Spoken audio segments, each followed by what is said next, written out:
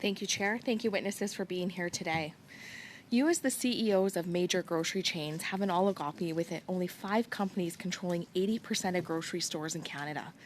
And you use this power to nickel and dime farmers and wholesalers to the tune of hundreds of thousands of dollars for many, with fines, chargebacks, and exorbitant fees for the privilege of selling their food to your stores, forcing them to accept contracts where, according to the Fruit and Vegetable Growers of Canada, 44% of producers are selling at a loss.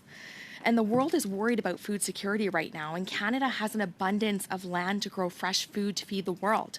But your company's practices of arbitrary fees, fines, and chargebacks are keeping your profits and grocery prices high while single-handedly helping to destroy Canadian family produce farms and businesses. And nowhere else in the world do grocers do this to farmers and producers. A farmer should not have to be an accountant to read their statements after selling to you. Prices are quickly becoming unreachable for roughly 12.5 million Canadians who are earning less than $40,000 a year, forcing them to switch from fresh, healthy food to heavily processed, cheaper, and less nutritious products. And that's not real food, and it's going to lead to an increase in the burden on our healthcare system. Canadians deserve to eat fresh, Canadian-grown fruits and vegetables, and we cannot rely on foreign countries to feed us. Foreign growers don't operate under the same high standards as our farmers here in Canada.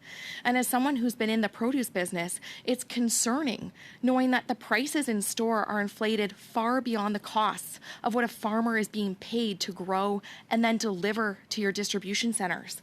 And after 8 years under a government that's purposefully implementing taxes and policies that are harmful to Canada's agriculture industry, what your businesses are doing to farmers doesn't give a lot of hope to the average person who's simply looking to eat.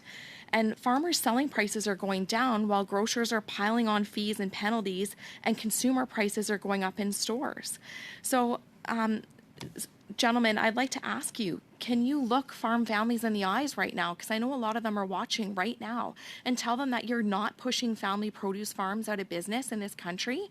And are you even aware that 44% of farmers are selling at a loss in this country to you? Knowing this, my question is simple. Will you, once and for all, abolish all fees, fines, and chargebacks and actually pay farmers the price that's on their invoice? It's a yes or no. I can start with you, Mr. Medline. Well, first of all, thank you. I'm not good at yes and no, I'm going to warn you. I'm going to try to keep it. I'm going to do so. But by the way, I really appreciate your passion, Ms. Rood. And this is not just for today. I've read transcripts and I've seen what you've had to say before on behalf of farmers. And I love it. If I may, I'm going to try to do it real quick, Mr. Chair. But there are a few things I wanted to say here. First, on the question of oligopoly, okay? The top 3 grocers in Canada have about a 47% share of the food retail market, not the 67 that's reported in some other places where they mix some things up. So I just want to get that straight. And this is not out of line with countries around the world. And we compete against some of the toughest food retailers in the world, including Walmart, Amazon, and Costco, as well as a lot of other competition. That does not sound like an oligopoly to me. And how do you account for the fact that Canada's food inflation is below many other countries? This is not a problem of too little competition. The problem is that there is a global product cost inflation. Having said that, I think there's a lot we can do to protect our supplier partners who deal with the farmers. I've been an advocate, as you have, Ms. Rood. October 28th, 2020, I called for a code of conduct. On November 4th, you seconded that and said this would be a great thing. We're still waiting for a code of conduct, which will get rid of unfair fees, which will help the supplier partners. It'll create more efficiencies and should bring down over some time the cost of food a little bit. Thank you. That would really you committed help. to a grocery code of conduct. Local. Sorry, I have to interject here. I'm sorry, Mr. Medline. I only have another minute and a half left here. Oh, I'm sorry. Mr. Weston, will you commit to the grocery code of conduct like Mr. Medline has with Empire? So we're active participants in the development of the code of conduct. And let me just add, a healthy supplier community, a healthy grower community is absolutely vital to our industry. We work hard every day to support local producers, and you do get, there are concerned producers. And there are also those who write to me and they say that our business has been transformational in terms of expanding their access to new markets and new products, that are being sold all across the country.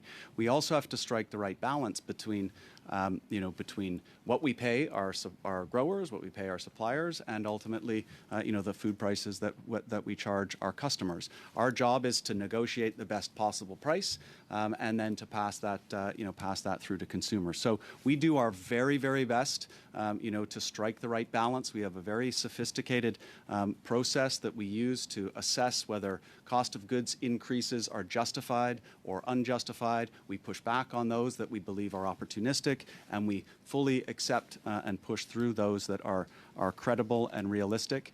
And so, respectfully, sorry, sir, I only have 20 seconds left. Okay. I have one more quick question, but I would challenge you all to do better for farmers, because we don't want to see our family produce farms go out of business in this country. And because of the fees that they pay you, that is the #1 contributing factor to them going out of business. But my quick question is, will you support and participate following any adjudicated disputes under the code? Will you commit to a fully transparent and publicly available disclosure? It's a quick yes or no.